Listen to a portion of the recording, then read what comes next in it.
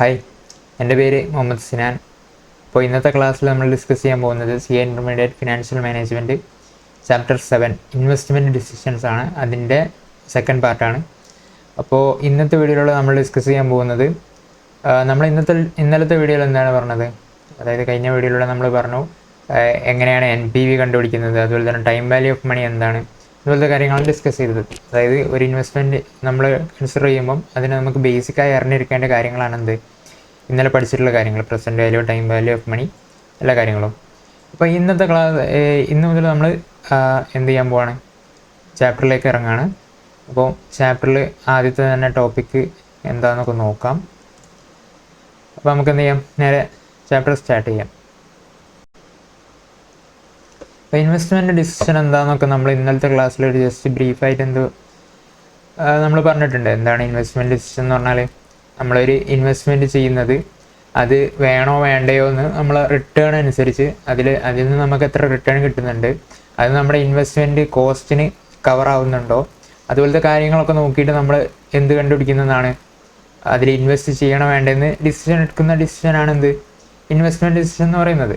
നിങ്ങൾക്ക് ആ പേര് ഇറ്റ്സെൽഫ് പറയുന്നുണ്ടത്. അപ്പം ഇത് നമ്മൾ കണ്ടുപിടിക്കാൻ കുറേ മെത്തേഡ്സ് ഉണ്ട്. അതായത് ക്യാപിറ്റൽ ബജറ്റിങ്ങും നമ്മൾ ഈ ഇൻവെസ്റ്റ്മെൻറ്റ് ഡിസിഷന് വേറൊരു പേര് പറയും. അപ്പോൾ ഈ ക്യാപിറ്റൽ ബജറ്റിങ്ങിന് ഡിഫറെൻറ്റ് ടൈപ്സ് ഓഫ് മെത്തേഡ്സ് ഉണ്ട്.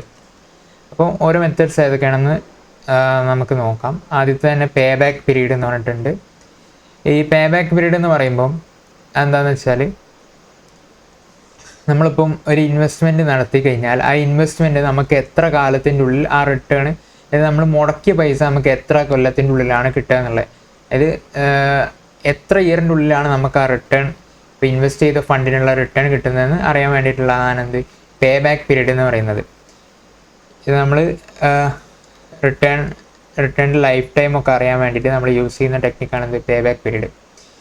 ഇത് പിന്നെ അതുപോലെ തന്നെ അക്കൗണ്ടിങ് റേറ്റ് ഓഫ് റിട്ടേൺ എന്ന് പറയുന്നത്, നമ്മൾ സാധാരണ നോർമലി ഒരു റിട്ടേൺ, അതായത് നമ്മൾ അക്കൗണ്ട്സിലുള്ള പ്രോഫിറ്റ് വെച്ചിട്ട് അത് നോക്കിയിട്ട് എത്രയായിരിക്കും നമ്മുടെ റിട്ടേൺ വരുന്നത്, അതുപോലെ തന്നെ അതിൻ്റെ ബേസിൽ നമ്മളെ ഇൻവെസ്റ്റ്മെൻറ്റ് വെച്ച് കമ്പയർ ചെയ്തിട്ട് എത്രത്തോളം നമുക്ക് റിട്ടേൺ കിട്ടുന്നുണ്ടെന്നൊക്കെ കമ്പയർ ചെയ്യുന്നതാണ് എന്ത് അക്കൗണ്ടിങ് റേറ്റ് ഓഫ് റിട്ടേൺ.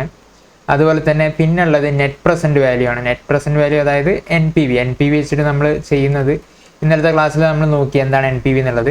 അപ്പോൾ NPV വെച്ചിട്ട് നമുക്ക് എങ്ങനെ ഒരു പ്രൊജക്റ്റിനെ വാല്യൂ ചെയ്യാം, അത് പിന്നെ നമ്മളെങ്ങനെയാണ് ആ പ്രൊജക്റ്റ് ആക്സെപ്റ്റ് ചെയ്യണോ വേണ്ടയോ, അല്ലെങ്കിൽ അങ്ങനത്തെ കാര്യങ്ങളൊക്കെ നമ്മൾ ഈ NPV എന്നുള്ള, അതായത് നെറ്റ് പ്രസൻറ്റ് വാല്യൂവിൽ നമ്മൾ പഠിക്കും. അതുപോലെ തന്നെ പ്രോഫിറ്റബിലിറ്റി ഇൻഡെക്സ് എന്ന് പറയുന്നതും എന്താണ്, ഇതും ഈ നെറ്റ് പ്രസൻറ്റ് വാല്യൂവിനെ പോലെ തന്നെയുള്ള ഒരു ടോപ്പിക് തന്നെയാണ്. അതുപോലെ തന്നെ പിന്നെ ഇൻറ്റേർണൽ റേറ്റ് ഓഫ് റിട്ടേൺ, പിന്നെ modified internal rate of return, പിന്നെ ഡിസ്കൗണ്ടഡ് പേ ബാക്ക് പീരീഡ്. ഇത്രയും എന്താണുള്ളത്, ഇത്രയും മെത്തേഡ്സ് ആണുള്ളത്. നിങ്ങൾ കുറേ മെത്തേഡ്സ് ഉണ്ടെന്ന് വിചാരിച്ച് ഒന്നും ബേജാറാവൊന്നും വേണ്ട, കാരണം ഇതൊക്കെ സിമ്പിളായിട്ട് നമുക്ക് പഠിച്ചെടുക്കാൻ പറ്റുന്നേ ഉള്ളൂ. ആദ്യത്തെ NPV എന്നുള്ള ടോപ്പിക്ക് നന്നായി കവറാക്കുക. അതെന്താണ് NPV, എന്താണ് ടൈം വാല്യൂ ഓഫ് മണി എന്താണെന്നുള്ളത് നന്നായിട്ട് മനസ്സിലാക്കി കഴിഞ്ഞാൽ പിന്നെ ബാക്കിയുള്ളതൊക്കെ നമുക്ക് ഈസി ആയിട്ട് എടുക്കുന്നതാണ്. ഓക്കെ, പിന്നെ നമ്മളൊരു ഇൻവെസ്റ്റ്മെൻറ്റ് ഡിസിഷനിലൂടെ നമ്മൾ പിന്നെ എന്താണ് ഉദ്ദേശിക്കുന്നത്,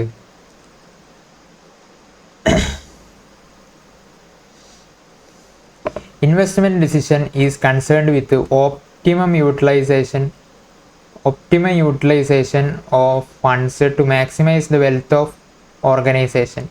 അതായത് നമ്മുടെ കയ്യിലുള്ള സോഴ്സ്, നമ്മളെ ഫണ്ട് യൂസ് ചെയ്തിട്ട് മാക്സിമം റിട്ടേൺ നമുക്ക് ജനറേറ്റ് ചെയ്യാൻ പറ്റുന്ന, അതായത് മാക്സിമം വെൽത്ത് ജനറേറ്റ് ചെയ്യാൻ പറ്റുന്ന ഒരു ഓപ്ഷനിൽ നമ്മൾ ഇൻവെസ്റ്റ് ചെയ്യുക എന്നുള്ളതാണ് ഇൻവെസ്റ്റ്മെൻറ്റ് ഡിസിഷനിലൂടെ നമ്മൾ നടത്തുന്നത്.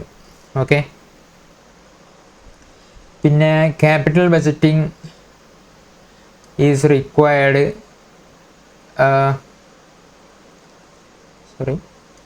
അപ്പോൾ capital budgeting involves following 3 steps. ഇത് ഞാൻ ജസ്റ്റ് ഒന്ന് ഇതൊക്കെ തിയറി ടോപ്പിക്സ് ആണ്, ഞാൻ കൂടുതലായിട്ട് പറയുന്നില്ല, ജസ്റ്റ് പറയാം എന്തൊക്കെയാണ് മെത്തേഡ്സ് എന്നുള്ളത്. Capital budgeting involves following steps: identification of investment of project, അതായത് നമ്മൾ ഐഡൻറ്റിഫൈ ചെയ്യും പ്രൊജക്ട്സിനെ. ആദ്യം തന്നെ ഏതൊക്കെ പ്രൊജക്ട്സാണ് നമുക്ക് അവൈലബിൾ ആയിട്ടുള്ളത് നമ്മൾ നോക്കും. പിന്നെ estimating and evaluating post tax incremental cash flows for each of the investment proposals. അതായത് നമ്മൾ എന്ത് ചെയ്യും, എസ്റ്റിമേറ്റ് ഓരോ പ്രൊജക്റ്റിൽ നിന്ന് നമുക്ക് എത്ര റിട്ടേൺ കിട്ടുന്നത് നമ്മൾ എസ്റ്റിമേറ്റ് ചെയ്യും. അതുപോലെ തന്നെ അതിൽ നിന്ന് എത്ര നമ്മൾ ക്യാഷ് ഫ്ലോ ബേസ് ചെയ്തിട്ടാണ് നമ്മൾ ഇൻവെസ്റ്റ്മെൻറ്റ് ഡിസിഷനൊക്കെ ചെയ്യുക. അതായത് FM-ൽ മെയിനായിട്ട് നോക്കുന്നത് ക്യാഷ് ഫ്ലോ ആണ്. അക്കൗണ്ട്സിൽ നമ്മൾ എന്താ നോക്കുക, അക്രൂവൽ ബേസിലൊക്കെയാണ് നോക്കുക. പക്ഷേ നമ്മൾ ഇവിടെ ക്യാഷ് ബേസിസിൽ, അതായത് ക്യാഷ് ആയിട്ട് എത്ര വരുന്നുണ്ട്, ക്യാഷ് ആണല്ലോ നമ്മളെ വെൽത്ത് എന്ന് പറയുന്നത്. അപ്പോൾ നമ്മളെ ആ ക്യാഷിൽ എത്ര വരുന്നുണ്ട്, അല്ലെങ്കിൽ ക്യാഷ് ആയിട്ട് മാറ്റാൻ പറ്റുന്ന ഐറ്റംസ് എത്രയുണ്ട്, അതൊക്കെയാണ് നമ്മൾ FM-ൽ മെയിനായിട്ട് കൺസിഡർ ചെയ്യുന്നത്. അപ്പോൾ അതിനെ കൊണ്ട് തന്നെ നമ്മൾ എന്ത് ചെയ്യുന്നു, ക്യാഷ് ഫ്ലോ ആണ് FM-ൽ ഇമ്പോർട്ടൻസ് കൊടുക്കുന്നത്. ഇപ്പോൾ estimating and evaluating post tax incremental cash flow, ഈ post tax incremental cash flow നമ്മൾ നോക്കും. എന്നിട്ട് അത് വെച്ചിട്ട് നമ്മൾ എന്ത് ചെയ്യും, ഏത് ഇൻവെസ്റ്റ്മെൻറ്റ് പ്രൊപ്പോസലാണ്, എന്നിട്ട് selection of an investment proposal that maximise the return to the ഇൻവെസ്റ്റേഴ്സിന് ഏറ്റവും കൂടുതൽ റിട്ടേൺ കിട്ടുന്ന ഓപ്ഷനെ നമ്മൾ എന്ത് ചെയ്യും, സെലക്ട് ചെയ്യുകയും ചെയ്യും. Okay, type of capital investment decision, ഇതൊക്കെ ജസ്റ്റ് ഒന്ന് പറഞ്ഞു പോവുള്ളൂ. Type of capital investment decision എന്ന് പറയുന്നത് on the basis of firms existence. അതായത് ക്യാപിറ്റൽ ഇൻവെസ്റ്റ്മെൻറ്റ് ഡിസിഷൻസ് നമുക്ക് രണ്ട് രീതിയിൽ വേർതിരിക്കാം. ഒന്ന് basis of firms existence, firm എങ്ങനത്തെ, അതായത് ഫേമിൽ നമ്മളിപ്പം ഏത് സ്റ്റേജിലാണ് ഫേം ഉള്ളത് എന്നൊക്കെ നോക്കിയിട്ടുള്ളത്. അതുപോലെ തന്നെ on the basis of situations, ഏത് സിറ്റുവേഷനിലാണ് ഉള്ളത്.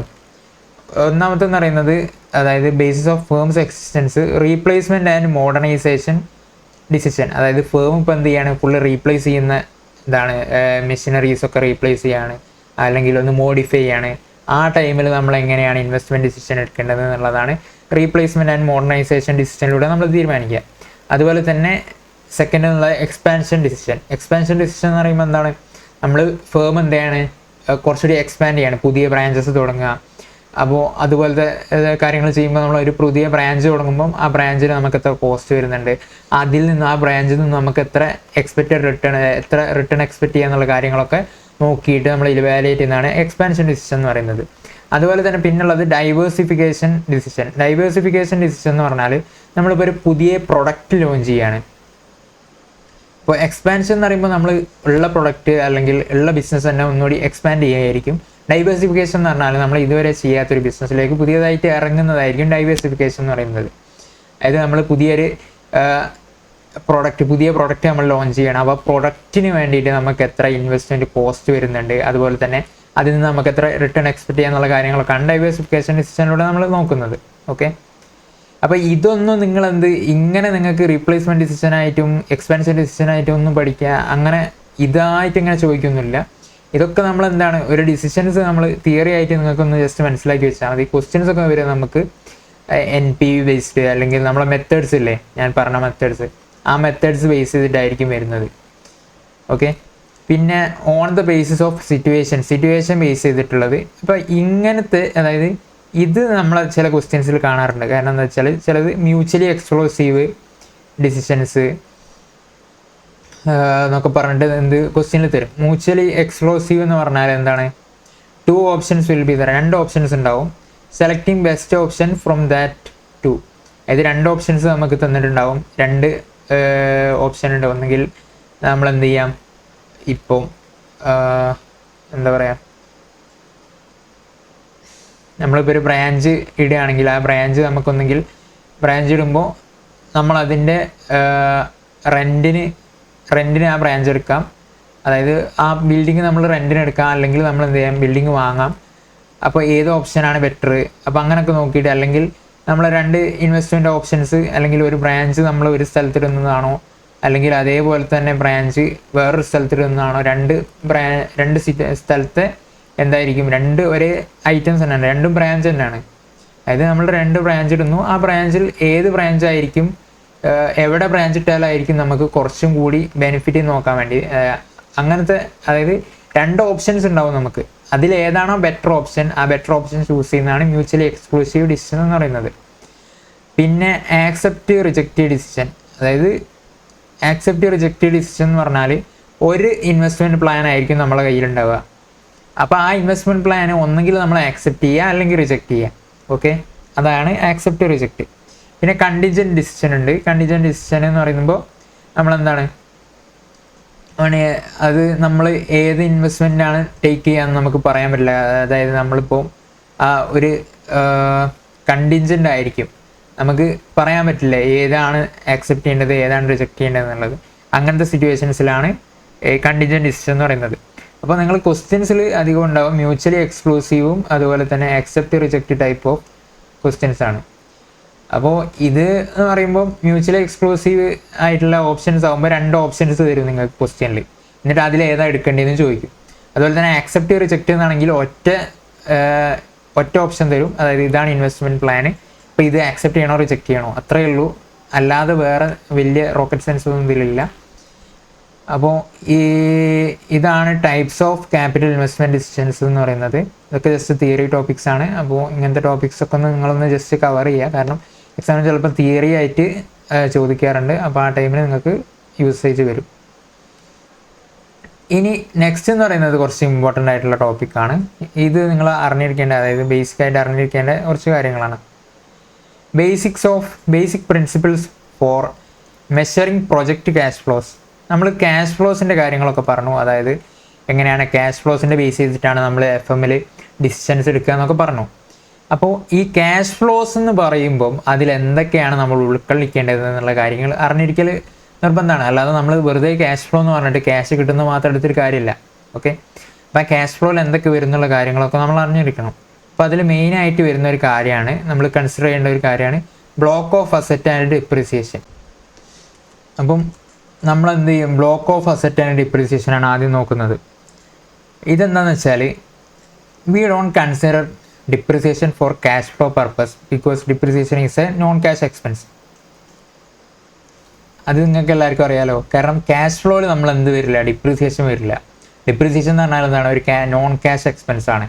അത് നമ്മൾ ഓൾറെഡി എന്തായിരിക്കും ഇൻകർ ചെയ്തിട്ടുള്ള എക്സ്പെൻസ്. അതായത് നമ്മളിപ്പോൾ ഒരു മെഷീനറി വാങ്ങുകയാണെങ്കിൽ അതിൻ്റെ ക്യാഷ് പോയിട്ടുള്ളത് ആ മെഷീനറി വാങ്ങിയ ടൈം ഇറ്റ് സെൽഫിന് ക്യാഷ് പോയിട്ടുണ്ടാവും. ബട്ട് നമ്മൾ അക്കൗണ്ട്സിൽ എന്താണ് ചെയ്യുന്നത്, അതൊരു 5 ഇയേഴ്സിനൊക്കെ ആയിരിക്കും നമ്മൾ യൂസ് ചെയ്യുന്നത്. അപ്പോൾ ആ 5 ഇയേഴ്സിനേക്ക് നമ്മൾ എന്ത് ചെയ്യാണ്, എക്സ്പെൻസിനെ ഡെഫർ ചെയ്തിട്ട് അസറ്റാക്കി മാറ്റിയിട്ട് നമ്മൾ എന്ത് ചെയ്യണം, ഓരോ ഇയറിൽ ആ എക്സ്പെൻസ് ഇങ്ങനെ ക്ലെയിം ചെയ്ത് പോകുന്നതാണ് ഡിപ്രിസിയേഷൻ എന്ന് പറയുന്നത്. ഓക്കെ, അപ്പോൾ ആ ഡിപ്രിസിയേഷൻ നമ്മൾ എന്ത് ചെയ്യില്ല, ക്യാഷ് ഫ്ലോയിൽ വരില്ല. അപ്പോൾ അത് നമ്മൾ എടുക്കില്ല. ഓക്കെ, അങ്ങനെ ജസ്റ്റ് നമ്മൾ എടുക്കാതെ നിന്നാൽ മാത്രം പോരാ. ഇതിൻ്റെ ഈ ഡിപ്രിസിയേഷൻ ആൻഡ് അസറ്റ് നമ്മൾ നോക്കുമ്പോൾ വേറൊരു കാര്യം കൂടി ശ്രദ്ധിക്കേണ്ട കാര്യമുണ്ട്. But in income tax we gets deduction on depreciation, so we have to consider while we are taking tax effects. Tax effect നോക്കുമ്പോൾ നമ്മൾ എന്ത് ചെയ്യണം, ഡിപ്രിസിയേഷൻ കൺസിഡർ ചെയ്യണം. കാരണം നമുക്ക് ഇൻകം ടാക്സ് ഏതിൻ്റെ മുകളിൽ അടിച്ചാൽ മതി, ഡിപ്രിസിയേഷനും കൂടി ക്ലെയിം ചെയ്ത് കഴിഞ്ഞിട്ടുള്ള എമൗണ്ടിൻ്റെ മുകളിലാണ് നമ്മൾ എന്തടിക്കുക, ടാക്സ് അടക്കുക. അപ്പോൾ നിങ്ങൾ എന്ത് ചെയ്യണം എന്ന് വെച്ചാൽ, ഇപ്പോൾ പോസ്റ്റ് ടാക്സ് പ്രിൻസിപ്പിൾ, ഈ 2 കോൺസെപ്റ്റും കൂടി ഞാൻ ഒന്നിച്ച് പറയുകയാണ്. അതായത് മൂന്നാമത്തെ point post tax principle. Tax payment like payments should properly deduct from the cash flows. Cash flow must be defined in post tax terms only. Okay, അപ്പോൾ ഇതും നമ്മുടെ ഡിപ്രിസിയേഷൻ ആ ടേമും കൂടി ഞാൻ പറയുകയാണെങ്കിൽ നിങ്ങൾക്ക് ഞാനിപ്പോൾ ഒരു statement showing calculation of cash flow after tax ഞാൻ ജസ്റ്റ് കാണിച്ചു തരാം. അപ്പോൾ ഇത് നോക്കി നിങ്ങൾക്ക് മനസ്സിലാവും എങ്ങനെയാണെന്നുള്ളത്. ആദ്യം തന്നെ നമ്മൾ എന്ത് ചെയ്യാണ്, സെയിൽ വാല്യൂ ഉണ്ട്. സെയിൽ വാല്യൂ നമ്മൾ എന്ത് ചെയ്യുന്നു, ലെസ് വേരിയബിൾ കോസ്റ്റ് ലെസ് ചെയ്താൽ കോൺട്രിബ്യൂഷൻ കിട്ടും. കോൺട്രിബ്യൂഷൻ കഴിഞ്ഞാൽ ഫിക്സ്ഡ് കോസ്റ്റ് ലെസ് ചെയ്യുക. ഫിക്സ്ഡ് കോസ്റ്റിൽ 2 കോസ്റ്റുകളുണ്ട്. ഫിക്സ്ഡ് ക്യാഷ് കോസ്റ്റ് ഉണ്ട്, അതുപോലെ തന്നെ ഡിപ്രിസിയേഷനും ഉണ്ട്. ഫിക്സ്ഡ് ക്യാഷ് കോസ്റ്റ് എന്ന് പറയുമ്പം ക്യാഷ് ആയിട്ട് നമ്മൾ കൊടുക്കുന്ന, അപ്പോൾ റെൻറ്റ് അതുപോലത്തെ എക്സ്പെൻസസ് ആയിരിക്കും എന്തെന്ന് പറയുന്നത് ഫിക്സ്ഡ് ക്യാഷ് കോസ്റ്റ് എന്ന് പറയുന്നത്. അതുപോലെ തന്നെ ഡിപ്രീസിയേഷൻ എന്താണ്, നോൺ ക്യാഷ് എക്സ്പെൻസ് ആണ്. അതും നമുക്ക് എന്ത് കിട്ടും, നമ്മൾ ഇൻകം ടാക്സിൽ ഡിഡക്ഷൻ കിട്ടുന്ന കാര്യമാണ് എന്ത്, ഡിപ്രീസിയേഷൻ എന്ന് പറയുന്നത്, ഡിപ്രീസിയേഷൻ എന്ന് പറയുന്നത്. ഓക്കെ, അപ്പോൾ അത് രണ്ടും കൂടി നമ്മൾ ആഡ് ചെയ്തിട്ട് ടോട്ടലായിട്ടുള്ള നമ്മളെ ഫിക്സ്ഡ് കോസ്റ്റ് എത്ര ഉണ്ട് എന്നുള്ളത് ഇവിടെ ചെയ്തു. എന്നിട്ട് നമുക്ക് എന്ത് കിട്ടും, ഏർണിങ്സ് ബിഫോർ ടാക്സ് കിട്ടും. Earnings before interest and tax ആണ് ഇവിടെ കിട്ടുക. എന്നിട്ട് അതിൽ നിന്ന് നമ്മൾ ഇൻട്രസ്റ്റ് ലെസ് ചെയ്താൽ ഏണിങ്സ് ബിഫോർ ടാക്സ്. ഇവിടെ ഇൻട്രസ്റ്റ് ഇല്ലാത്തൊരു കേസായിട്ടാണ് കൺസിഡർ ചെയ്യുന്നത്. അപ്പോൾ നമുക്ക് എന്ത് കിട്ടും? ഏണിങ്സ് ബിഫോർ ടാക്സ് കിട്ടും. ഏണിങ്സ് ബിഫോർ ടാക്സ് കിട്ടിക്കഴിഞ്ഞാൽ അതിൽ നിന്ന് നമ്മൾ എന്ത് ചെയ്യും? ടാക്സ് ലെസ് ചെയ്യുന്നു. ടാക്സ് എത്രയാണ്? ഇതിൻ്റെ മുകളിലാണ്, അതായത് ഏണിങ്സ് EBTൻ്റെ മുകളിലാണ് ടാക്സ് കൺസിഡർ ചെയ്യുക. അപ്പം ഇതിൻ്റെ ഒരു 50% നമ്മൾ എന്ത് ചെയ്യുന്നു? ടാക്സ് ആയിട്ട് അടക്കുന്നു എന്ന് വിചാരിച്ചാൽ ഇതിൻ്റെ 50% ആയി. അപ്പം ബാക്കിയുള്ള 50% നമ്മളെ ഏണിങ്സ് ആഫ്റ്റർ ടാക്സ് ആയിട്ട് വരും. ഏണിങ്സ് ആഫ്റ്റർ ടാക്സ് EBTയിൽ നിന്ന് ടാക്സ് കുറച്ച എമൗണ്ട് നമുക്ക് എന്തായിട്ടുണ്ട്? ഏണിങ്സ് ആഫ്റ്റർ ടാക്സ് ആയിട്ടുണ്ട്. എന്നിട്ട് ഈ ഏണിങ്സ് ആഫ്റ്റർ ടാക്സ് എന്താണ്? നമ്മുടെ കയ്യിലുള്ള ഫണ്ടാണ്. അതുപോലെ തന്നെ നമ്മുടെ കയ്യിൽ എന്തുണ്ട്? ഡിപ്രിസിയേഷൻ എന്ന് പറഞ്ഞാൽ നമ്മുടെ കയ്യിൽ നിന്ന് ആക്ച്വലി ഒരു കോസ്റ്റ് പോയിട്ടില്ല, ഇല്ലല്ലോ. അതായത് ക്യാഷ് ആയിട്ട് നമ്മുടെ കയ്യിൽ നിന്ന് ഡിപ്രിസിയേഷൻ എന്ന് പറഞ്ഞ എമൗണ്ട് പോയിട്ടുണ്ടോ? ഇല്ല. അപ്പോൾ അതും കൂടി നമ്മൾ എന്ത് ചെയ്യണം? ആഡ് ചെയ്യണം. ഓക്കെ, അപ്പോൾ അതും കൂടി ആഡ് ചെയ്താലാണ് ക്യാഷ് ഇൻഫ്ലോ ആഫ്റ്റർ ടാക്സ് നമുക്ക് കിട്ടുക. ഓക്കെ, ഇതാണ് ക്യാഷ് ഇൻഫ്ലോ ആഫ്റ്റർ ടാക്സ്. അപ്പോൾ ഇതാണ് പറയുന്നത്, നമ്മൾ ഡിപ്രിസിയേഷൻ നമ്മൾ ക്യാഷ് ആയിട്ട് അല്ല, നമ്മൾ ഡിപ്രിസിയേഷൻ ക്യാഷ് എക്സ്പെൻസ് ആയതിനെ കൊണ്ട്, നോൺ ക്യാഷ് എക്സ്പെൻസ് ആയതിനെ കൊണ്ട് നമ്മൾ എന്തിൽ കൺസിഡർ ചെയ്യില്ല? ക്യാഷ് ഫ്ലോ നോക്കുമ്പോൾ കൺസിഡർ ചെയ്യില്ല. ബട്ട് നമ്മൾ അതിൻ്റെ ടാക്സ് എഫക്ട്സ് എടുക്കണം എന്ന് പറയുന്നത് ഇതാണ്. അതായത് ഡിപ്രിസിയേഷൻ നമുക്ക് എന്ത് ചെയ്യാം? ഡിഡക്റ്റ് ചെയ്തിട്ട് ബാക്കിയുള്ള എമൗണ്ടിന് ടാക്സ് അടച്ചാൽ മതി. എന്നിട്ട് നമ്മൾ എന്ത് ചെയ്യണം? ഡിപ്രിസിയേഷൻ അതിൻ്റെ കൂടെ ആഡ് ബാക്ക് ചെയ്യണം. ഓക്കെ, ഇത് ഇമ്പോർട്ടൻ്റ് ആണ്. ഇത് നമ്മൾ ഇനി വേറെ ക്വസ്റ്റ്യൻസിലൊക്കെ നമ്മൾ നോക്കും. അപ്പോൾ ഈ കോൺസെപ്റ്റ് എന്തായാലും ഒന്ന് മനസ്സിലാക്കി വെച്ചേക്കുക. ഓക്കെ, ഇനി വേറൊരു എഫക്റ്റും കൂടി ഉണ്ട് ഈ ഡിപ്രിസിയേഷനും അസറ്റിനും ഉള്ളത്. അതായത് ഞാനൊരു എക്സാമ്പിളൂടെ കാണിച്ചു തരാം. Some examples. Machine purchased at 1 lakh with life of 4 years and depreciation at the rate of 20%. WDV 20% WDV മെത്തേഡ്സിൽ 20% ആണ്. Tax rate 30%. ദെൻ അപ്പോൾ നമ്മൾ എന്താണ്? മെഷീനറി പർച്ചേസ് ചെയ്തു 1 lakh rupeesന്. ലൈഫ് എത്രയാണ്? 4 years ആണ്. ഡിപ്രിസിയേഷൻ 20% ആണ്. അപ്പോൾ നമ്മൾ എന്ത് ചെയ്യാണ്? 4 yearsനേക്ക് WDV മെത്തേഡിൽ ഡിപ്രിസിയേഷൻ കണ്ടുപിടിച്ച് ഓരോ ഇയറിൻ്റെയും WDV കണ്ടുപിടിക്കുകയാണ്. 1 lakh minus 20,000 = 80,000. സെക്കൻഡ് ഇയറിലെ ഡിപ്രിസിയേഷൻ 20%. 80,000ൻ്റെ 20% ആണ് വരിക. കാരണം എന്താണ്? WDV മെത്തേഡാണ്. 20% 16,000. 16,000 ലെസ് ചെയ്താൽ 64,000. പിന്നെ 64,000ൻ്റെ 20% = 12,800 വരും. 12,800 അതിന് മൈനസ് ചെയ്താൽ 51,200 വരും. 51,200 പിന്നെയും ഡിപ്രിസിയേഷൻ ലെസ് ചെയ്താൽ 40,960 വരും. അപ്പോൾ ഇതാണ് നമ്മുടെ WDV ആസറ്റ് 4th ഇയർ എന്ന് പറയുന്നത്. അപ്പോൾ ഇനി നമുക്ക് ഓരോ കേസായിട്ട്, അതായത് ഓരോ കേസസ് ആയിട്ട് എങ്ങനെയാണ് ഇതിൻ്റെ വേറൊരു എഫക്റ്റ്, അതായത് ക്യാഷ് ഫ്ലോൻ്റെ എഫക്റ്റ് എങ്ങനെയാണ് വരിക എന്ന് പറയുന്നത്. No asset in the block and the asset sold at 10,000. അപ്പം വേറെ അസറ്റ്സ് ഒന്നും നമ്മളെ ബ്ലോക്കിലില്ല. അതുപോലെ തന്നെ അസറ്റ് നമ്മൾ എന്ത് ചെയ്തു? 10,000 rupeesന് സെയിൽ ചെയ്തു. ഇത് നമ്മൾ കണക്ട് ചെയ്യുന്നത് ഇൻകം ടാക്സ് ആക്റ്റുമായിട്ട് കണക്ട് ചെയ്യണം. അതായത് നമ്മൾ ഇൻകം ടാക്സിൽ പഠിച്ചിട്ടുണ്ട്, PGEPയിൽ പഠിച്ചിട്ടുണ്ടാവും നിങ്ങൾ എന്തെന്ന് പറയുന്നത്. നിങ്ങൾ ഇപ്പം ഒരു ഡിപ്രിസിയേഷൻ ക്ലെയിം ചെയ്തിട്ടുള്ള ക്ലെയിം ചെയ്യാൻ എന്ത് ബേസിലാണ്? ബ്ലോക്ക് ബേസിലാണ്. ഇപ്പോൾ 2 അസറ്റ്സ് ഉണ്ടെങ്കിൽ 2 അസറ്റ്സ് ഉണ്ട്. ആ 2 അസറ്റ്സിൽ ഒന്നിന് 10,000 WDV ഉണ്ട്, മറ്റതിന് ഒരു 20,000 ഉണ്ട്. ഇതിൽ ഡിപ്രിസിയേഷൻ ക്ലെയിം ചെയ്ത് പോയി കഴിഞ്ഞ് പിന്നെ എന്ത് ചെയ്തു? നിങ്ങൾ ലാസ്റ്റ് ഈ രണ്ടാമത്തെ മിഷനറി അല്ലെങ്കിൽ ഒന്നാമത്തെ മിഷനറി നിങ്ങൾ എന്ത് ചെയ്തു? ഒന്നാമത്തെ മിഷനറി നിങ്ങൾ 25,000 സെയിൽ ചെയ്തു. 25,000 സെയിൽ ചെയ്താൽ ഇൻകം ടാക്സ് പ്രകാരം നിങ്ങൾക്ക് എന്തെങ്കിലും വരുമോ? ക്യാപിറ്റൽ ഗെയിനോ അങ്ങനത്തെ എന്തെങ്കിലും വരുമോ? ഇല്ല. കാരണം എന്താ വെച്ചാൽ ഇത് ഫുള്ളി ഒരു ബ്ലോക്കായിട്ടാണ് ഇൻകം ടാക്സിൽ കൺസിഡർ ചെയ്യുന്നത്. 30,000ൻ്റെ ഒരു ബ്ലോക്കായിട്ടാണ് എന്ത് ചെയ്യുന്നത്? കൺസിഡർ ചെയ്യുന്നത്. അപ്പോൾ ഇവിടെ ഒരു അസറ്റ് ബാലൻസിലുണ്ടെങ്കിൽ അതെന്തായിരിക്കും? അതായത് സെയിൽ കഴിഞ്ഞ് ഇപ്പോൾ 25,000 ഒരു അസറ്റാണ് സെയിൽ ചെയ്തിട്ടുള്ളത്. ഇവിടെ ഒരു അസറ്റ് ബാലൻസ് ഉണ്ട്. അപ്പം ഒരു അസറ്റ് സെയിൽ ചെയ്തു, 2 അസറ്റുകളിൽ ഒരു അസറ്റ് സെയിൽ ചെയ്താൽ ഒരു അസറ്റ് ബാലൻസ് ഉണ്ട്. അപ്പോൾ ആ ബാലൻസ് ഉള്ള അസറ്റിന് എത്ര വാല്യൂ വരും? 5000 വാല്യൂ ഉള്ള രീതിയിലാണ് ഇൻകം ടാക്സിൽ കൺസിഡർ ചെയ്യുക. ഇതൊക്കെ നിങ്ങൾ ഇൻകം ടാക്സ് ഡീപ്പായിട്ട് പഠിച്ചിട്ടുണ്ടാവും, ഞാൻ ജസ്റ്റ് ഒന്ന് റിമൈൻഡ് ചെയ്യുന്നുള്ളൂ. അപ്പം ആ ഒരു 5000 വാല്യൂ ഇല്ലേ, ഈ 5000 വാല്യൂ ഉള്ള ഐറ്റം നമ്മൾ പിന്നീട് എന്ത് ചെയ്യാണ്, ഒരു 10,000 സെല് ചെയ്യുകയാണെങ്കിൽ എന്താ സംഭവിക്കുക? ഇവിടെ നിങ്ങൾക്കൊരു ഷോർട്ട് ടേം ക്യാപിറ്റൽ ഗെയിൻ വരും. ഷോർട്ട് ടേം ക്യാപിറ്റൽ ഗെയിൻ വരും. കാരണം എന്താണ്? അതായത് 5000 വാല്യൂ ഉള്ള ഒരു ഐറ്റം നമ്മൾ എന്ത് ചെയ്യാണ്, 10,000 റുപ്പീസിന് സെല് ചെയ്യാണ്. അപ്പോൾ അതായത് ഇത് പിന്നീട് ഇവിടെ എന്തില്ല, അസറ്റിൽ ബ്ലോക്കിൽ അസറ്റില്ല. അങ്ങനത്തെ കേസിൽ എന്താവും, നിങ്ങൾക്ക് ഷോർട്ട് ടേം ക്യാപിറ്റൽ ഗെയിൻ ആയിരിക്കും ഉണ്ടാവുക. ഓക്കെ, അപ്പോൾ അതുപോലെ തന്നെ ഇങ്ങനത്തെ കേസ്, അതായത് ഈ ക്യാപിറ്റൽ ഗെയിൻ വരുന്ന കേസ്, അസറ്റിൽ ബ്ലോക്കിൽ അസറ്റ് ഇല്ലെങ്കിൽ വരും. അതുപോലെ തന്നെ നമ്മൾ ഈ ബ്ലോക്കിലുള്ള വാല്യൂവിനേക്കാൾ കൂടുതൽ വാല്യൂവിന് വിറ്റ് കഴിഞ്ഞാൽ അങ്ങനത്തെ കേസിലൊക്കെ എന്ത് വരുന്നുണ്ട്, ഷോർട്ട് ടേം ക്യാപിറ്റൽ ഗെയിൻ വരുന്നുണ്ട്. ഓക്കെ, അത് നിങ്ങൾക്ക് already അറിയുന്നുണ്ടാവുന്നതായിരിക്കുന്നു.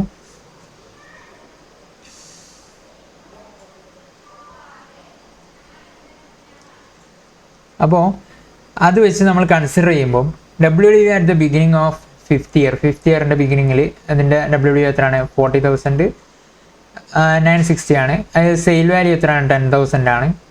Short term capital loss എത്രയാണ്? 30,960 ആണ്. കാരണം അത് ബ്ലോക്കിൽ വേറെ അസറ്റ്സ് ഒന്നുമില്ല. അപ്പോൾ ഒരു അസറ്റ് മാത്രമുള്ള ബ്ലോക്കാണ്. ആ ബ്ലോക്കിൽ നമ്മൾ എന്ത് ചെയ്തു, 40,960 ഉള്ളത് നമ്മൾ 10,000 സെയിൽ ചെയ്യുന്നത്. അപ്പോൾ നമ്മൾ സെയിൽ ചെയ്യുമ്പോൾ നമുക്ക് എന്ത് വരും, ഒരു ഷോർട്ട് ടേം ക്യാപിറ്റൽ ലോസ് ആണ് വരുന്നത്. ഈ ഷോർട്ട് ടേം ക്യാപിറ്റൽ ലോസിന് നമുക്ക് എന്ത് കിട്ടും?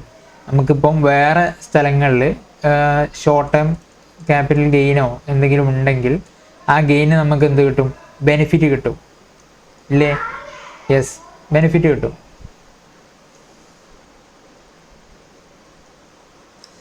അപ്പോൾ അത് നമ്മൾ കൺസിഡർ ചെയ്യണം. അപ്പോൾ ആ ഒരു ബെനിഫിറ്റ് ഇല്ലേ, ആ ബെനിഫിറ്റ് നമ്മൾ എന്ത് ചെയ്യണം? ക്യാഷ് ഫ്ലോൻ്റെ കൂടെ ആഡ് ചെയ്യണം. അതിന് വേണ്ടിയിട്ടാണ് നമ്മൾ tax benefit on short term capital gain എന്ന് പറഞ്ഞിട്ട്, അല്ല short term capital loss at 30% എന്ന് പറഞ്ഞിട്ട്, ഈ പെർസെൻറ്റേജ് ഒക്കെ നിങ്ങൾക്ക് ക്വസ്റ്റ്യനിൽ തരും, അത് വെച്ചിട്ടാണ് ചെയ്യേണ്ടത്. അപ്പോൾ ഇതിൻ്റെ മുകളിൽ 30% നമ്മൾ എന്ത് ചെയ്യുക, ക്യാഷ് ഫ്ലോൻ്റെ കൂടെ ആഡ് ചെയ്യുക. കാരണം ഇത് നമുക്കൊരു ബെനിഫിറ്റ് ആയിട്ട് ഇത്രയും നമ്മൾ എന്ത് ചെയ്യേണ്ട ആവശ്യമില്ല, മറ്റുള്ള ടാക്സുകളിൽ നിന്ന് നമുക്ക് കുറച്ചിട്ട് ഈ ലോസ് നമുക്ക് എന്ത് ചെയ്യാം, അപ്പുറത്ത് സെറ്റ് ഓഫ് ചെയ്യാം. അപ്പം നമുക്ക് ഓൾറെഡി എന്താണ്, ഈ ഒരു ബെനിഫിറ്റ് കിട്ടിയ പോലെ തന്നെ അല്ലേ. അപ്പോൾ ഈ ഒരു കാര്യം എപ്പോഴും മൈൻഡിൽ വെക്കുക. അപ്പോൾ ഞാൻ മുകളിൽ പറഞ്ഞ കാര്യങ്ങളൊക്കെ ഇവിടെ തന്നെ നമ്മൾ എക്സാമ്പിളിലൂടെ പറയുന്നുണ്ട്. More than one asset exist in the block, രണ്ടിൽ കൂടുതൽ അസറ്റ്സ് ഇവിടെ എക്സിസ്റ്റ് ചെയ്യുന്നുണ്ടെങ്കിൽ WDV at the beginning of fifth ഇയറിൻ്റെ ബിഗിനിങ്ങിൽ എത്രയാണ്? 40,960 ആണ്. മെഷീനറി സെയിൽ ചെയ്തത് 10,000 റുപ്പീസിനാണ്. WDV ഓഫ് ടോട്ടൽ ബ്ലോക്കിൻ്റെ ടോട്ടൽ എത്രയാണ്? 30,960 വരും. പിന്നെ ഡിപ്രിസിയേഷൻ അറ്റ് 20% ഡിപ്രിസിയേഷൻ പിന്നെയും നമുക്ക് എന്ത് ചെയ്യാം, ക്ലെയിം ചെയ്യാം. കാരണം അവിടെ എന്തുണ്ട്, അവിടെ ബ്ലോക്കിൽ പിന്നെയും അസറ്റ് ഉണ്ട്. അപ്പോൾ നമ്മൾ എന്ത് ചെയ്യാം, ഡിപ്രിസിയേഷൻ നമ്മൾ ഇൻകം ടാക്സ് പ്രകാരം നമുക്ക് ഡിപ്രിസിയേഷൻ ക്ലെയിം ചെയ്യാം. ഇൻകം ടാക്സ് പ്രകാരമുള്ള ഡിപ്രിസിയേഷനും അതുപോലെ തന്നെ അക്കൗണ്ട്സ് പ്രകാരമുള്ള ഡിപ്രിസിയേഷനും ഡിഫറെൻ്റ് ആയിരിക്കും. ഇൻകം ടാക്സ് പ്രകാരം 15% എന്നാണ് പറയുന്നത്. 15% WDV നമുക്ക് ക്ലെയിം ചെയ്തുകൊണ്ടേ ഇരിക്കാം, ആ വാല്യൂ ഇല്ലാതാവുന്നവരെ. ഓക്കെ, അപ്പോൾ ഡിപ്രിസിയേഷൻ അറ്റ് 20%, ഞാൻ ഇത് ജസ്റ്റ് ഒന്ന് എക്സാമ്പിളായിട്ട് കൊടുത്തിട്ടുള്ളതാണ്. അതായത് ഡിപ്രിസിയേഷൻ അറ്റ് 20% നമുക്ക് എന്ത് ചെയ്യാം, ക്ലെയിം ചെയ്യാം. ആ WDV of the total block നമുക്ക് ക്ലെയിം ചെയ്യാം. അപ്പോൾ ആ ടാക്സ് ബെനിഫിറ്റ് ആണ് ഡിപ്രിസിയേഷൻ അറ്റ് 30% നമുക്ക് എന്ത് ചെയ്യാം, ക്യാഷ് ഫ്ലോൻ്റെ കൂടെ ആഡ് ചെയ്യാൻ പറ്റും. ഓക്കെ, റെഡിയല്ലേ? ഇനി വേറൊരു കാര്യം എന്ന് പറയുന്നത്, അസറ്റ് സോൾഡ് അറ്റ് 50,000 ഈ അസറ്റ് സോൾഡ് ചെയ്യുന്നതെന്ന് വെച്ചാൽ WDV അറ്റ് ഫിഫ്ത്ത് ഇയറിൻ്റെ WDV എന്ന് പറഞ്ഞാൽ 40,960 ആണ്. അതിന്ന് വാല്യൂ ഓഫ് മെഷീനറി ലെസ് ചെയ്താൽ, അതായത് സെയിൽ വാല്യൂ ഓഫ് മെഷീനറി 50,000 ആണ്. അത് കഴിച്ചാൽ നമുക്ക് എത്ര ഉണ്ട്, ഷോർട്ട് ടേം ക്യാപിറ്റൽ ഗെയിൻ വരുന്നുണ്ട്. എത്രയാണ്? 9,040. ഓക്കെ, അപ്പോൾ ഈ ടാക്സ് ഔട്ട്ഫ്ലോ 30%, ടാക്സ് ഔട്ട്ഫ്ലോ, ഈ ഷോർട്ട് ടൈം ക്യാപിറ്റൽ ഗെയിൻ നമുക്ക് എന്ത് കൊടുക്കണം, ടാക്സ് കൊടുക്കണം. അപ്പോൾ ഈ ടാക്സ് നമ്മൾ എന്ത് ചെയ്യണം, നമ്മുടെ ക്യാഷ് ഫ്ലോ ഒന്ന് ഈ ടാക്സ് എന്ത് ചെയ്യണം, ലെസ് ചെയ്യണം. ഓക്കെ, അപ്പോൾ ഇത്രയും കാര്യങ്ങളൊന്ന് ശ്രദ്ധിക്കുക നിങ്ങൾ. ഇത് നിങ്ങൾ ക്വസ്റ്റ്യൻസിൽ വരുമ്പോൾ നമുക്ക് കുറച്ചുകൂടി ഡീറ്റെയിൽ ആയിട്ട് നോക്കാം. ഇത് ജസ്റ്റ് നിങ്ങൾ ഇൻകം ടാക്സുമായിട്ട് ഒന്ന് കണക്ട് ചെയ്യാൻ നോക്കുക. ജസ്റ്റ് എന്താണെന്ന് വെച്ചാൽ ആ ഒരു ബെനിഫിറ്റ്, ടാക്സിൻ്റെ ബെനിഫിറ്റ് നമ്മൾ എന്ത് ചെയ്യേണ്ടി വരും, എടുക്കേണ്ടി വരും എന്നാണ് പറയുന്നത്. ഇൻകം ടാക്സിൽ നമുക്ക് ഇപ്പോൾ അതിന് ഷോർട്ട് ടൈം ക്യാപിറ്റൽ ഗെയിൻ വരുന്നുണ്ടെങ്കിൽ ആ ഷോർട്ട് ടൈം ക്യാപിറ്റൽ ഗെയിൻ്റെ ടാക്സ് നമ്മൾ അടക്കേണ്ടി വരും. അപ്പോൾ ആ ടാക്സ് അടക്കുന്ന എമൗണ്ട് നമുക്ക് എന്ത് ചെയ്യണം, എക്സ്പെൻസ്, അതായത് ഈ ക്യാഷ് ഫ്ലോ നമ്മൾ ലെസ് ചെയ്യേണ്ടി വരും. അതുപോലെ തന്നെ നമുക്ക് ഷോർട്ട് ടൈം ക്യാപിറ്റൽ ലോസ് വരുന്ന കേസിൽ ആ ഷോർട്ട് ടൈം ക്യാപിറ്റൽ ലോസ് നമുക്ക് എന്ത് ചെയ്യാം, നമ്മളുടെ എന്തെങ്കിലും പ്രോഫിറ്റ് ഉണ്ടെങ്കിൽ ആ പ്രോഫിറ്റ് ആയിട്ട് സെറ്റ് ഓഫ് ചെയ്യാം. അപ്പോൾ ആ സെറ്റ് ഓഫ് ചെയ്യുന്നത്, ആ ബെനിഫിറ്റ് നമ്മൾ എന്ത് ചെയ്യണം, അത് നമ്മൾ ടാക്സ് ബെനിഫിറ്റ് ആയിട്ട് കാണിക്കണം. അതായത് നമ്മുടെ ക്യാഷ് ഫ്ലോൻ്റെ കൂടെ ആഡ് ചെയ്യണം. അതുപോലെ തന്നെ മോർ ദാൻ വൺ അസറ്റുള്ള കേസൊക്കെ ആണെങ്കിൽ നമ്മൾ ബ്ലോക്കിൽ അസറ്റ് ഉണ്ടാവും. അതുപോലെ തന്നെ നമ്മൾ ശരിക്കും ആ മെഷീനറിൻ്റെ വാല്യൂ ശരിക്കും ഒരു 40,000 960 വാല്യൂ ഉള്ള ആ മെഷീനറി നമ്മൾ 10,000-നാണ് വിൽക്കുന്നത്. പക്ഷെ ആ ബ്ലോക്കിൽ 2 അസറ്റ്സ് ഉണ്ട്. ഒരു അസറ്റിൻ്റെ വാല്യൂ ഓൾറെഡി നമ്മളെ ബുക്സിലൊക്കെ കഴിഞ്ഞ വാല്യൂ ഫുള്ള് കഴിഞ്ഞതാണ്. അതായത് WDU ഒക്കെ കഴിഞ്ഞ, അതായത് ഇനി ഡിപ്രീസിയേഷൻ ഒന്നും ക്ലെയിം ചെയ്യാനില്ലാത്തതാണ്. അപ്പോൾ നമ്മൾ ഈ ഒരു മെഷീനറി 40,960-ക്ക് 960-ൻ്റെ മെഷീനറി 10,000 സെയിൽ ചെയ്യുമ്പോൾ അവിടെ എന്ത് ചെയ്യുന്നു, ആ മെഷീനറി പോകുന്നു. ബട്ട് അവിടെ എന്ത് ചെയ്യുന്നുണ്ട്, ആ WDU അവിടെ ബാക്കിയാവുന്നുണ്ട്. അപ്പോൾ ആ WDU നമുക്ക് ഇൻകം ടാക്സ് പ്രകാരം എന്ത് ചെയ്യാം, നമുക്ക് ഡിപ്രീസിയേഷൻ ആയിട്ട് ക്ലെയിം ചെയ്തിട്ട് എന്ത് ചെയ്യാം, ക്ലെയിം ചെയ്ത് എടുക്കാം. അപ്പോൾ ഓരോ ഇയേഴ്സിലും ആ ഡിപ്രീസിയേഷൻ നമുക്ക് എടുക്കാൻ പറ്റുന്നതാണ്. അപ്പോൾ അതിൻ്റെ മുകളിലുള്ള ടാക്സ് ബെനിഫിറ്റും നിങ്ങൾ എന്ത് ചെയ്യണം, കൺസിഡർ ചെയ്യണം. ഓക്കെ, അപ്പോൾ ഇത്രയും കാര്യങ്ങളൊന്ന് നിങ്ങൾ ശ്രദ്ധയിൽ വെക്കുക. അതായത് അസറ്റിൻ്റെ കേസിൽ ഉള്ള കാര്യങ്ങളാണ്. അതുപോലെ തന്നെ പിന്നെ ഉള്ളത് എന്ന് പറയുന്നത് exclusion of finance cost principle during the analysis of cash flow. Finance costs such as interest and expected dividend should be excluded because we are analyzing investments return, not the cost of capital.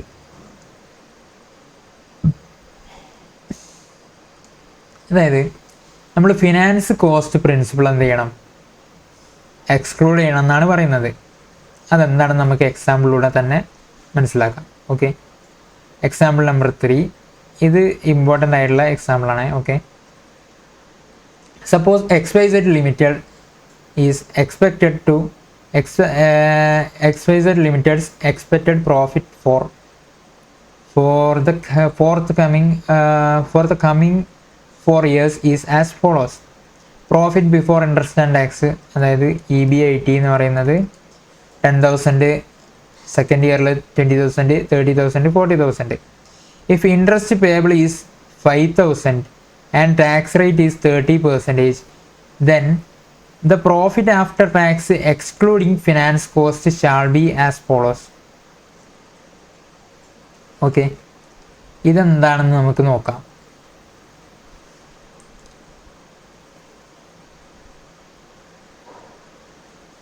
അതായത് ഈ case എന്ന് പറയുന്നത്, ഇവിടെ എന്തുണ്ട്, interest payable 5,000 ഉണ്ട്. Okay, and tax rate 30%ആണ്. അപ്പോൾ നമ്മൾ എന്ത് ചെയ്യണം, എക്സ്ക്ലൂഡിങ് എന്താണ്, ഫിനാൻസ് കോസ്റ്റ് പ്രിൻസിപ്പിൾ എക്സ്ക്ലൂഡ് ചെയ്യാമെന്നാണ് ഇത് പറയുന്നത്. ഫിനാൻസ് കോസ്റ്റ് പ്രിൻസിപ്പിൾ എക്സ്ക്ലൂഡ് ചെയ്യാന്ന് പറഞ്ഞാൽ എന്താണ്, ദാറ്റ് ഈസ് നമ്മൾ ഇവിടെ നോക്കുന്നത് ഒരു ഇൻവെസ്റ്റ്മെൻറ്റിൻ്റെ റിട്ടേൺ ആണ് നമ്മൾ നോക്കുന്നത്. അപ്പം നമ്മുടെ ഫേമിലേക്ക് വരുന്ന ടോട്ടൽ റിട്ടേൺസ് ആണ് നമ്മൾ നോക്കേണ്ടത്.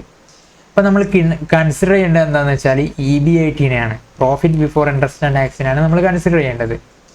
ആ profit before interest and tax നമുക്ക് എന്ത് പോകുന്നുണ്ട്, ടാക്സിൻ്റെ എഫക്റ്റ് നമ്മൾ എന്ത് ചെയ്യണം, ഒഴിവാക്കണം. അതായത് ടാക്സ് നമുക്ക് പോകും. അപ്പോൾ ടാക്സിനെ നമുക്ക് എന്ത് ചെയ്യുക, EBIT × 1 - ടാക്സ് ചെയ്ത് ആ എമൗണ്ട് ആയിരിക്കും ശരിക്കും നമ്മുടെ പ്രോഫിറ്റ് എന്ന് പറയുന്നത്. അതിൽ നമ്മളിപ്പോൾ ഇൻട്രസ്റ്റ് ഉണ്ടെങ്കിൽ ആ ഇൻട്രസ്റ്റ് ലെസ് ചെയ്തിട്ട് അതിൻ്റെ മുകളിലായിരിക്കും നമ്മൾ ടാക്സ് അടക്കുക, അല്ലേ? അതായത് പ്രോഫിറ്റ് ഞാൻ ഈ കേസിൽ കാണിച്ചു തരാം. ഇത് profit before interest and tax 10,000, അതിൽ ഇൻട്രസ്റ്റ് 5,000, എല്ലാ കേസിലും 5,000-നാണ് വരുന്നത്. അതിൻ്റെ മുകളിൽ നമ്മൾ ടാക്സ് അടക്കുന്നു, 30% ടാക്സ് അടക്കുന്നു. അപ്പോൾ പ്രോഫിറ്റ് ആഫ്റ്റർ ടാക്സ് എത്രയാണ് വരുന്നത്, 3,500 ആണ്. ഫസ്റ്റ് കേസിൽ, സെക്കൻഡ് കേസിൽ 10,500 ആണ്, തേർഡ് കേസിൽ 24,500, തേർഡ് കേസിൽ 31,500. എന്നിട്ട് ഇതിൻ്റെ കൂടെ നമ്മൾ എന്ത് ചെയ്യാണ്, ഇൻട്രസ്റ്റ് ആഡ് ചെയ്യണം. ഇൻട്രസ്റ്റിൻ്റെ പ്രിൻസിപ്പിൾ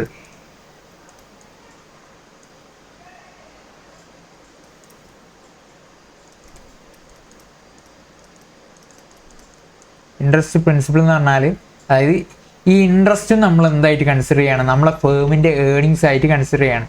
ഇൻട്രസ്റ്റ് നമ്മൾ ഷെയർ ഹോൾഡേഴ്സിന്, ഇത് ഷെയർ ഹോൾഡേഴ്സിൻ്റെ ആ കോൺസെപ്റ്റ് ഒക്കെ വരുന്നത് എപ്പോഴാണ്, നമ്മൾ കോസ്റ്റ് ഓഫ് ക്യാപിറ്റൽ അതുപോലെ തന്നെ share holder point of view എന്നൊക്കെ ചിന്തിക്കുന്ന ടൈമിലാണ്. ഇത് നമ്മൾ ഫേമിൻ്റെ പോയിന്റ് ഓഫ് വ്യൂ, അല്ലെങ്കിൽ നമ്മളൊരു ഇൻവെസ്റ്ററായിട്ട് നമ്മളൊരു ഫേമിൽ ഇൻവെസ്റ്റ് ചെയ്യണം, അല്ലെങ്കിൽ ഒരു പ്രൊജക്റ്റിൽ ഇൻവെസ്റ്റ് ചെയ്യുമ്പം അതിൽ നിന്ന് നമുക്ക് എത്ര ടോട്ടലായിട്ട് റിട്ടേൺ കിട്ടുന്നു എന്നുള്ളതാണ് നമുക്ക് അറിയേണ്ടത്.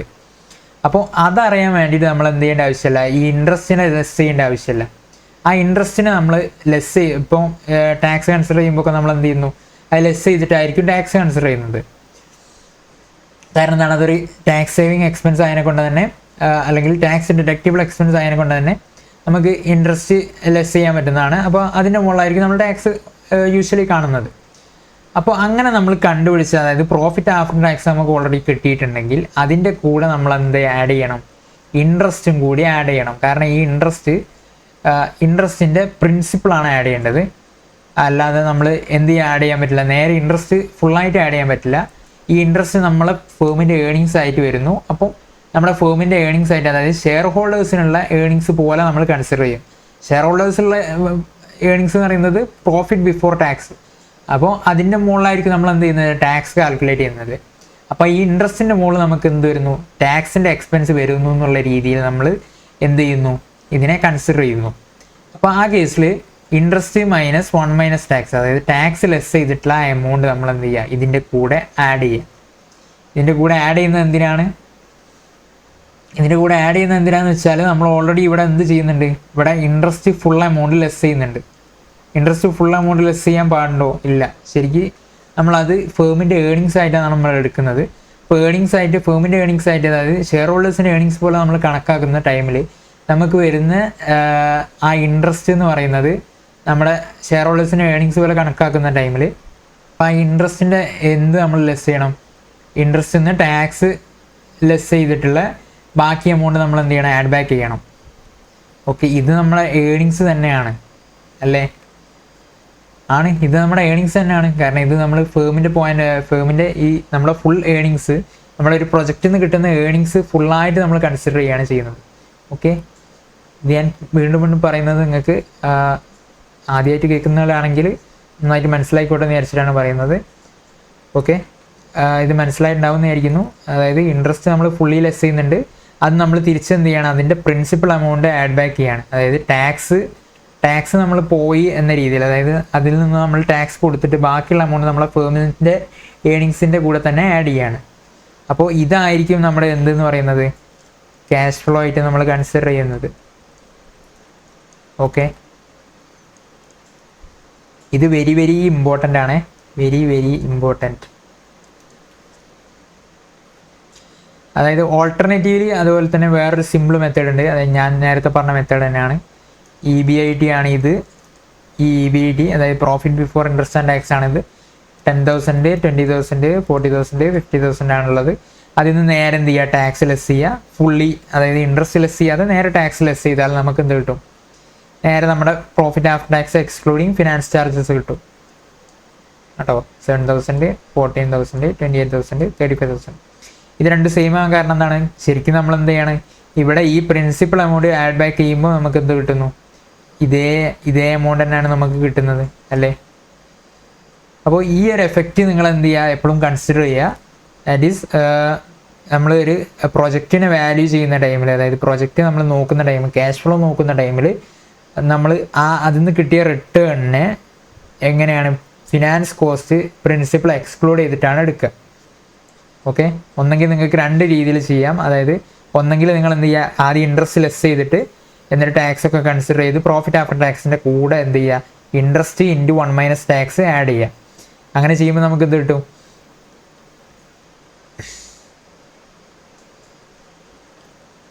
Profit after tax excluding finance charges കിട്ടും. അതുപോലെ തന്നെ അത് സിമ്പിളി നമുക്ക് എന്ത് വേണമെങ്കിലും ചെയ്യാം. EBITനെ നേരെ ടാക്സ് റേറ്റ് ലെസ് ചെയ്ത് കഴിഞ്ഞാൽ, ടാക്സ് കുറച്ച് കഴിഞ്ഞാൽ എന്ത് കിട്ടും? Profit after tax excluding finance charges കിട്ടും. ഓക്കെ, ഇത് മനസ്സിലായിട്ടുണ്ടാവും എന്ന് വിചാരിക്കുന്നു. ഇവിടെ ഒരു നോട്ട് ഉണ്ട്, നോട്ട് ഒന്ന് വായിച്ചു നോക്കാം. We consider EBIT after deducting taxes. We consider ഇത് കുറച്ച് മോശമാണെന്ന് അഡ്ജസ്റ്റ് ചെയ്യുക നിങ്ങൾ. After deducting taxes for analysing investment. Why? Because we don't have to consider whether that is from debt holders fund or equity holders fund. We are concerned about investment. Okay, ഇത് ഞാൻ already പറഞ്ഞിട്ടുള്ള കാര്യമാണ്. അതായത് നമ്മളിപ്പോൾ ഇൻവെസ്റ്റ്മെൻറ്റിനാണ് നോക്കുന്നത്, അല്ലാതെ ഇത് ആര് കൊണ്ടുവന്ന ഫണ്ടാണ്, ഇക്വിറ്റി ഹോൾഡേഴ്സിൻ്റെ ആണോ ഡെപ്റ്റ് ഹോൾഡേഴ്സിൻ്റെ ആണോ എന്നല്ല നമ്മൾ നോക്കുന്നത്. അപ്പോൾ നമ്മുടെ ഫേമിന് കിട്ടുന്ന ഏണിങ്സ് ഫുള്ള് ആ ഒരു ഇൻവെസ്റ്റ്മെൻറ്റിൽ നിന്ന് നമുക്ക് കിട്ടുന്ന ഏണിങ്സ് ആണ്. അപ്പോൾ ആ ഇൻവെസ്റ്റ്മെൻറ്റിൽ നിന്ന് നമുക്ക് എത്ര റിട്ടേൺ കിട്ടുന്നു അറിയണമെങ്കിൽ അത് നമ്മളെ ഫണ്ടിനെ ഡിപ്പെൻഡ് ചെയ്തിട്ടാവരുത്. അതായത് ഡെപ്റ്റ് ഹോൾഡേഴ്സിൻ്റെ കയ്യിൽ നിന്ന് അതിനെ കൊണ്ട് ആ ഇൻട്രസ്റ്റ് നമ്മൾ കൊടുത്തു എന്നുള്ള ആ കോൺസെപ്റ്റ് വരരുത്. അതായത് ജസ്റ്റ് നമ്മളെ EBIT, അതായത് നമുക്ക് നെറ്റായി ഗ്രോസായിട്ട് കിട്ടുന്ന ഏണിങ്സ് നിന്ന് നമ്മൾ ജസ്റ്റ് എന്ത് ചെയ്യുന്നു, ടാക്സ് ലെസ് ചെയ്ത് കഴിഞ്ഞാൽ നമുക്ക് കിട്ടുന്ന ഏണിങ്സ് ആണ് എന്തെന്ന് പറയുന്നത്, ആ പ്രൊജക്റ്റിൽ നിന്ന് നമുക്ക് കിട്ടിയ ഏണിങ്സ് ആയിട്ട് നമ്മൾ കൺസിഡർ ചെയ്യുന്നത്, പ്രൊജക്റ്റ് വാല്യൂ ചെയ്യാൻ വേണ്ടി.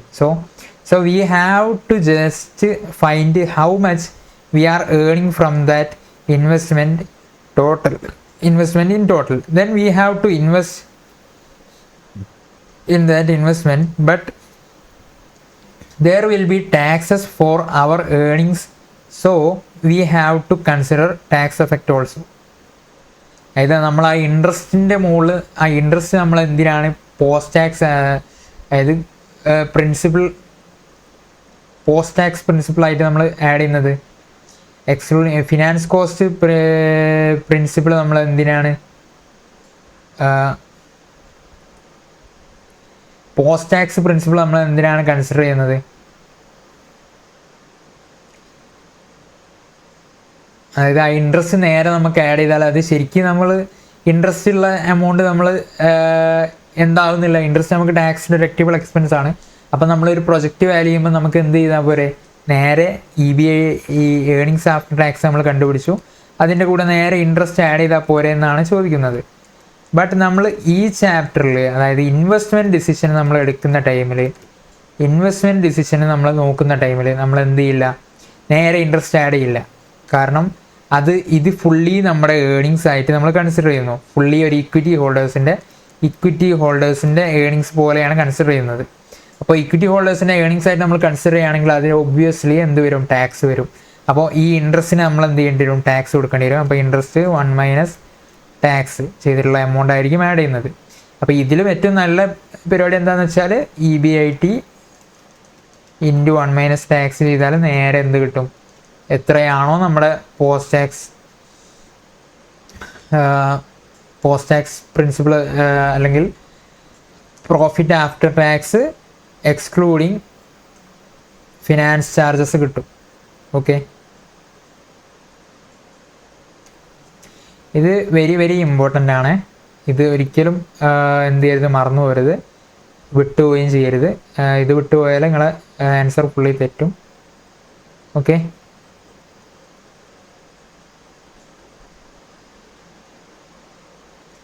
ഇനി നമുക്ക് സ്റ്റെപ്സ് ഇൻ ക്യാപിറ്റൽ ബഡ്ജറ്റിംഗ് പ്രൊസീജിയറും കൂടി നോക്കിയിട്ട് പിന്നെ നമുക്ക് ക്വസ്റ്റ്യൻസ് ഓരോന്നായിട്ട് ചെയ്തു തുടങ്ങാം. അപ്പോൾ ഞാൻ ഇനി ആ സ്റ്റെപ്സ് എന്തൊക്കെയാണെന്നും കൂടി പറഞ്ഞിട്ട് നമുക്ക് ക്വസ്റ്റ്യൻസിലേക്ക് പോവാം.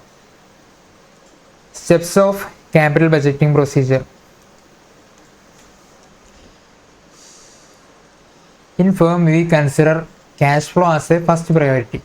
നമ്മൾ ഓൾറെഡി പറഞ്ഞിട്ടുള്ളതാണ്, ക്യാഷ് ഫ്ലോക്കാണ് നമ്മൾ FM ഫസ്റ്റ് കൺസിഡറേഷൻ കൊടുക്കുന്നത്.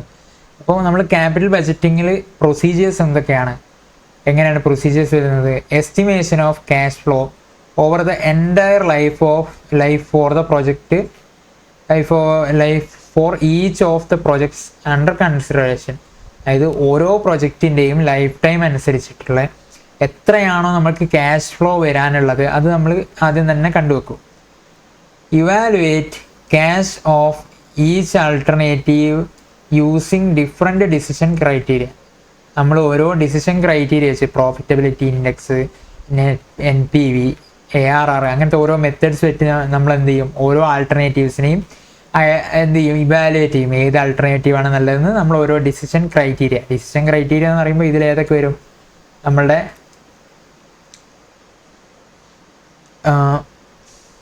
NPV മെത്തേഡാണോ, IRR മെത്തേഡാണോ, അങ്ങനത്തെ ഏത് മെത്തേഡാണെന്ന് വെച്ചാൽ ആ മെത്തേഡൊക്കെ വരും. Determining the minimum required rate of return to be used as a discounted rate. At least we should get return equal to the cost of fund. Determining minimum required rate of return. അതായത് നമ്മൾ എന്ത് ചെയ്യുന്നു, minimum required rate of return നമ്മൾ കാണുന്നു. അതായത് weighted average cost of capital. നമ്മൾ invest ചെയ്ത ഫണ്ട്സിന് നമുക്ക് വരുന്ന കോസ്റ്റ് എത്രയാണെന്നുള്ളത് നമ്മൾ ആദ്യം തന്നെ കാണുന്നു. To be used as discount rate at least we should get return equal to cost of fund. ഇതെന്താ പറയുന്നതെന്ന് വെച്ചാൽ നമ്മൾ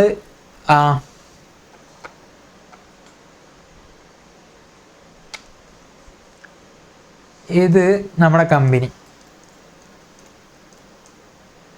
ഇത് ഫണ്ട്സ്, നമ്മളെ ഫണ്ട്സാണ്. ഇതിൻ്റെ നമ്മളെ ബാലൻസ് ഷീറ്റിലുള്ള ലയബിലിറ്റി പാർട്ടാണെന്ന് വിചാരിച്ചോളൂ. ഫണ്ട്സ് ആയിട്ടുള്ള ഇക്വിറ്റി എത്ര ഉണ്ട്, ഇക്വിറ്റി ഒരു 10 lakh. അതുപോലെ തന്നെ ഡെപ്റ്റ് ഒരു 10 lakh വരുന്നുണ്ട്. ഇത് രണ്ടിനും നമുക്ക് കോസ്റ്റ് വരുന്നത്, ഇതിനൊരു 10% വരുന്നുണ്ട്, ഇതിനൊരു 5% വരുന്നുണ്ട്. ടോട്ടലായിട്ട് എൻ്റെ ആവറേജ് ആയിട്ട് നോക്കുമ്പോൾ, വെയ്റ്റഡ് ആവറേജ് ആയിട്ട് നോക്കുമ്പോൾ, കോസ്റ്റ് ഓഫ് ക്യാപിറ്റൽ നോക്കുമ്പോൾ നമുക്ക് എത്ര വരുന്നുണ്ട്,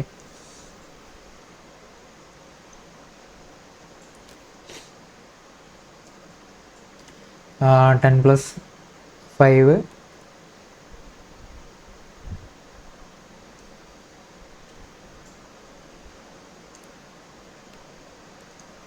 7.5% എന്ന് വരും.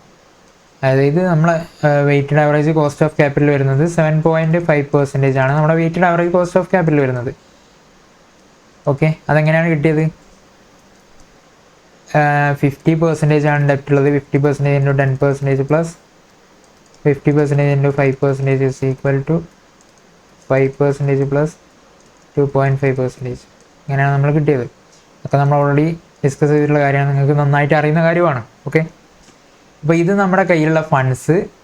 ഈ ഫണ്ട്സ് യൂസ് ചെയ്തിട്ടാണ് ഇതാണ് നമ്മുടെ കമ്പനി. ഈ കമ്പനി പുതിയൊരു പ്രൊജക്റ്റിൽ ഇൻവെസ്റ്റ് ചെയ്യുന്നത്. പ്രൊജക്റ്റ് ഇപ്പോൾ നമ്മളൊരു ടോൾ ഉണ്ടാക്കുക, അല്ലെങ്കിൽ ഒരു പാലം, ബ്രിഡ്ജ് കൺസ്ട്രക്ഷൻ ആണെന്ന് വിചാരിച്ചോളൂ. ബ്രിഡ്ജ് കൺസ്ട്രക്ട് ചെയ്തു.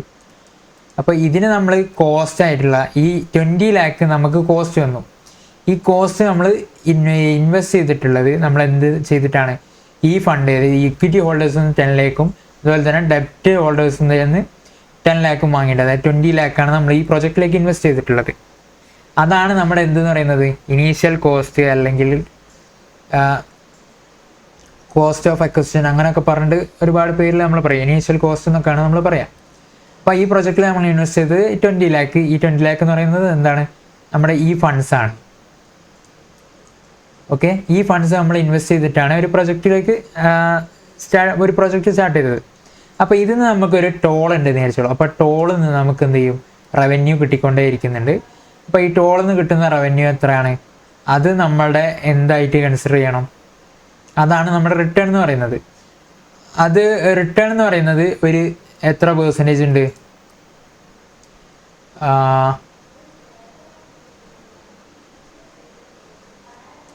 ഒരു 10% ആണ് നമുക്ക് റിട്ടേൺ കിട്ടുന്നത്.